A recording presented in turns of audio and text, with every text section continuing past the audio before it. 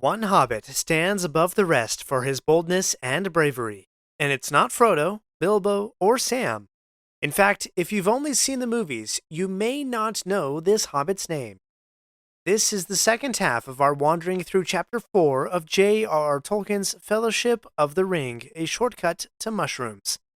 I'm Aaron, your host and fellow Middle-earth wanderer, and if you like good ale and mushrooms, this episode of Lore of the Rings is for you. But even if you don't, stay tuned, because a mysterious writer is just around the corner. Now, let's wander. Plato's Closet in West Ashley and North Charleston are springing up cash. Just sell us your gently used warm weather styles, like tees, shorts, sandals, and more. We're paying cash on the spot for gently used spring styles for guys and girls. Support sustainable fashion. This spring, do your thing and recycle the spring-inspired clothes, shoes, and accessories that are just hanging in your closet for cash on the spot. Let your spring clothes bloom into cash at Plato's Closet. Plato's Closet, located in West Ashley on Sam Rittenberg Boulevard and North Charleston on Rivers Avenue. As humans, we're naturally driven by the search for better. But when it comes to hiring, the best way to search for a candidate isn't to search at all. Don't search, match with Indeed. When I was looking to hire someone, it was so slow and overwhelming. I wish I had used Indeed. If you need to hire, you need Indeed. Indeed is your matching and hiring platform with over 350 million global monthly visitors, according to Indeed data, and a matching engine that helps you find quality candidates fast. Ditch the busy work. Use Indeed for scheduling, screening, and messaging so you can connect with candidates faster. And Indeed doesn't just help you hire faster. 93% of employers agree Indeed delivers the highest quality matches compared to other job sites, according to a recent Indeed survey. And listeners of this show will get a $75 sponsored job credit to get your jobs more visibility at Indeed.com/podcast. That's Indeed.com/podcast. Terms and conditions apply. Time for a map check. I received a note from a listener recently saying that as he reads The Lord of the Rings, he is constantly flipping to the maps to get the right context for the story. Likewise, I hope the map checks on this show help you remember the context for today's tale. It is the third age of Middle-earth. The One Ring has been found and has been passed to Frodo Baggins, hobbit from the Shire. As our journey through Middle-earth unfolds, we find Frodo and his companions navigating the perilous landscape pursued by Black Riders. Departing from the safety of the road, they attempt a shortcut in unknown terrain, encountering both moments of respite and echoes of impending darkness.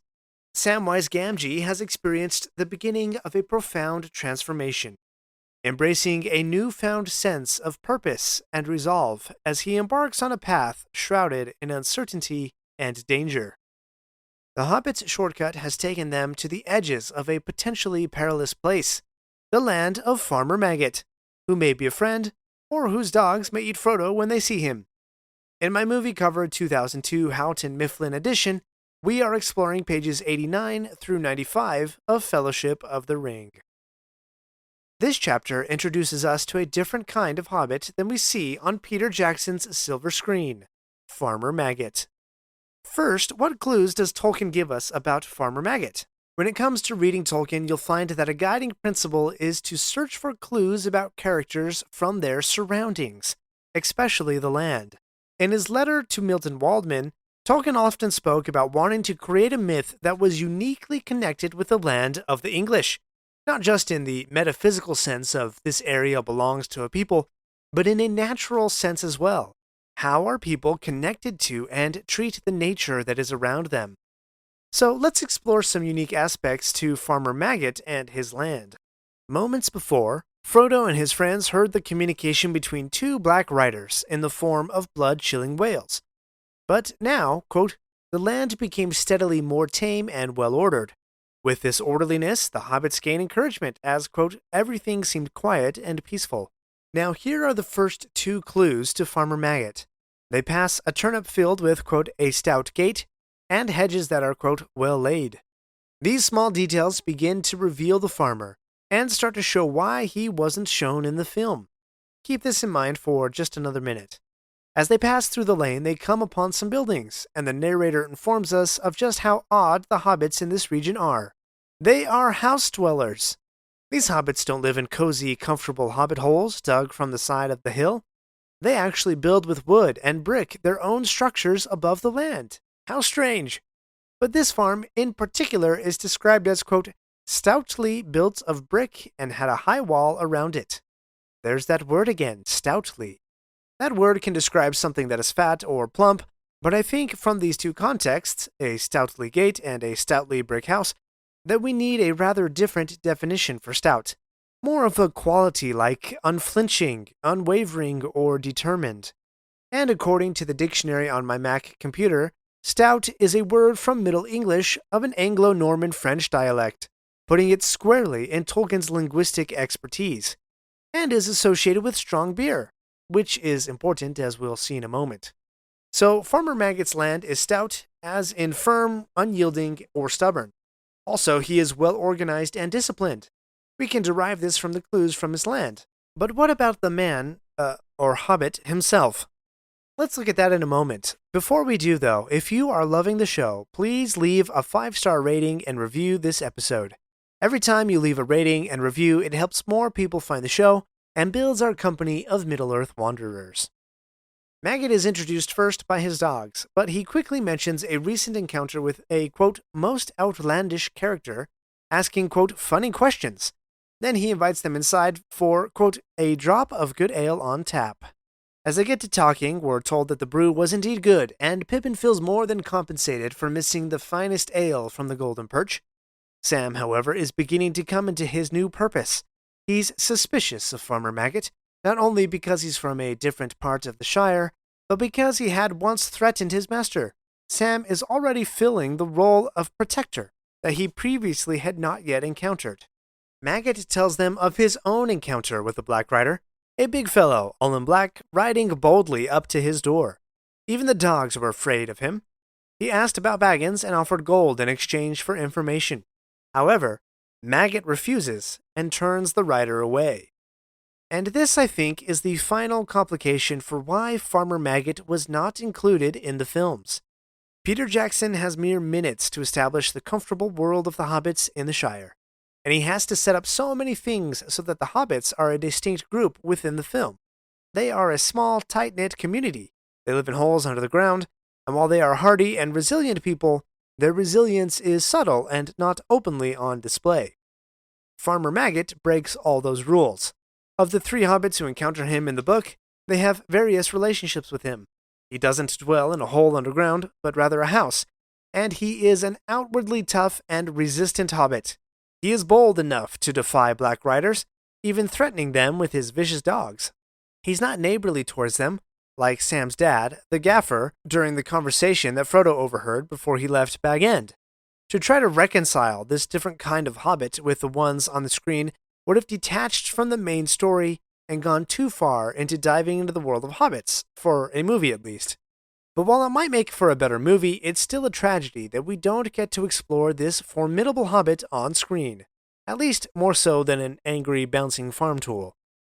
Farmer Maggot also breaks the pattern of advice that Frodo has received. Both Gandalf and Gildor were somewhat hesitant to give advice, and they did so with great care. And their advice was to leave and take such companions as they could trust with him. But Maggot gives unguarded and unasked for advice. Quote, I'm glad that you've had the sense to come back to Buckland. My advice is, stay there, and don't get mixed up with these outlandish folk. To the stout yet simple Farmer Maggot, all of Frodo's troubles come from him being mixed up with the odd hobbits from Hobbiton, and especially that really odd hobbit, old Bilbo Baggins. But while Maggot gives unguarded advice without really knowing the whole situation, he's right on at least one point. Quote, it is as plain as my nose that no accident brought you and that rider here on the same afternoon. No accident indeed, not the least of which because the riders are trying to find Frodo, who took back roads and even left the road for a while. But I sense something deeper.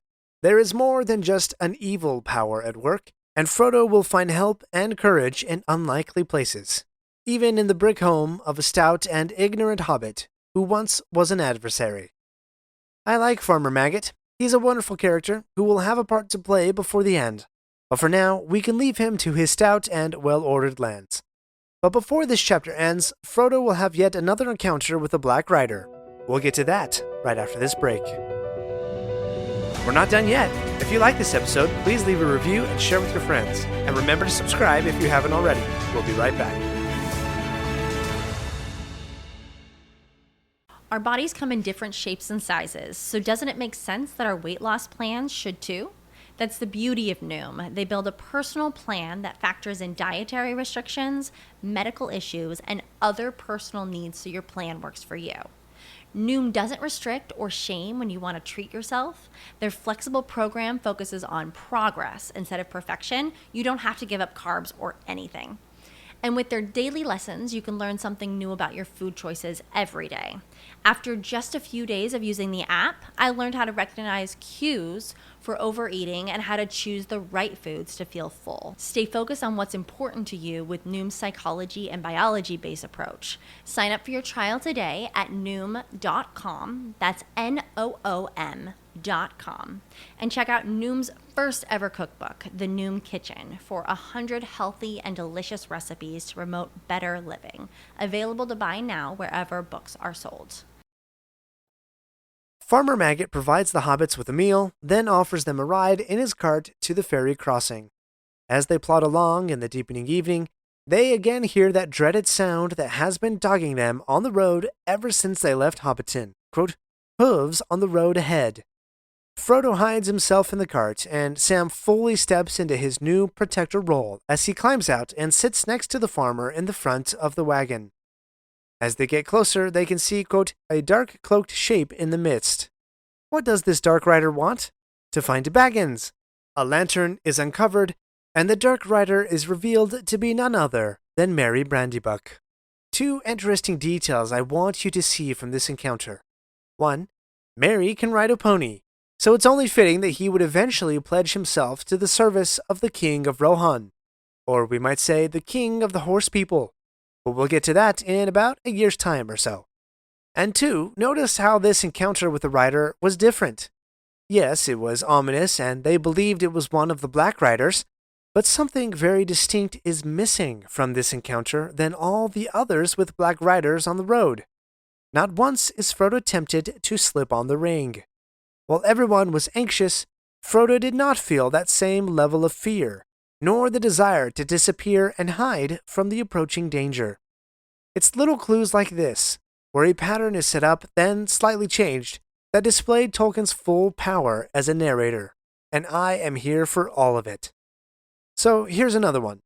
Tolkien loved to take little adages that we say today and put them in Middle-earth, as if these sayings have been around forever, and many of them come from common Hobbit sense. Pippin mentioned one earlier in this chapter, shortcuts make long delays.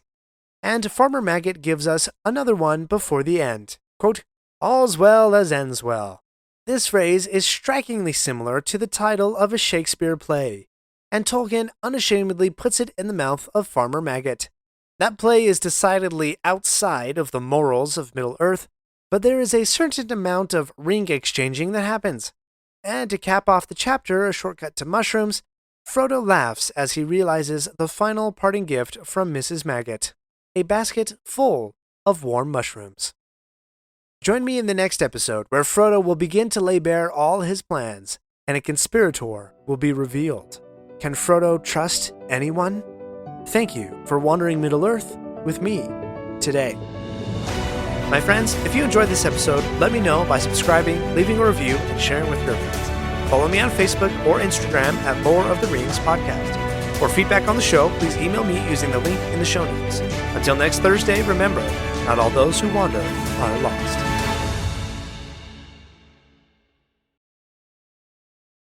As humans, we're naturally driven by the search for better. But when it comes to hiring, the best way to search for a candidate isn't to search at all. Don't search, match with Indeed. When I was looking to hire someone, it was so slow and overwhelming. I wish I had used Indeed. If you need to hire, you need Indeed. Indeed is your matching and hiring platform with over 350 million global monthly visitors, according to Indeed data, and a matching engine that helps you find quality candidates fast. Ditch the busy work. Use Indeed for scheduling, screening, and messaging so you can connect with candidates faster. And Indeed doesn't just help you hire faster. 93% of employers agree Indeed delivers the highest quality matches compared to other job sites. according to a recent Indeed survey. And listeners of this show will get a $75 sponsored job credit to get your jobs more visibility at Indeed.com/podcast. That's Indeed.com/podcast. Terms and conditions apply. Raise your hand if this has happened to you today. You're in the middle of work, you're knocking things off the to-do list, getting stuff done, and your kid asks you to play. Do you drop everything? Do you ask them to wait a minute? What do you do? If you're like me, you don't always say yes right away. The kid moves on, you get busy, and you forget to circle back around and play. An opportunity to make a memory has been lost, and the dad guilt settles in. Not so anymore. I've developed a simple game that will enable you to take those small moments and have fun. It's called Dad's Adventure Dice Digital Edition. My 5-year-old daughter asks me nearly every day, "Can we do Dad Adventure Dice?" What follows are some quick rolls of the dice that lead to a fun activity with an intriguing twist. Within 5 or 10 minutes, we've had a lot of fun, shared a lot of laughter, and made a memory together. Download your own Dad's Adventure Dice today. Visit store.adventures.dad to download yours. That's store.adventure.dad to download Dad's Adventure Dice.